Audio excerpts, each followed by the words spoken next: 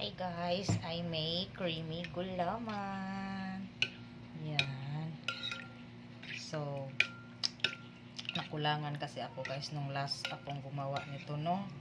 So, kaya dinamihan ko siya ngayon para hindi magkulang. Hinahanap-hanap kasi siya ng mga anak ko guys. Yung creamy gulaman na ginawa ko last, madali lang siyang naubos kasi konti lang din naman yun. Kaya dinamihan ko na ngayon guys. Yan. So, ang sarap na niyang tingnan. Oh, it's so creamy. It's so yummy. Yan. So, nilagyan ko ito ng Nestle cream at saka condense. So, ganyan siya guys. I'm sure sobrang sarap nito. Yeah. Yan. So, ipapasok na natin ito sa ref, no? Yan ang ating creamy gulaman. Yan. Bye-bye!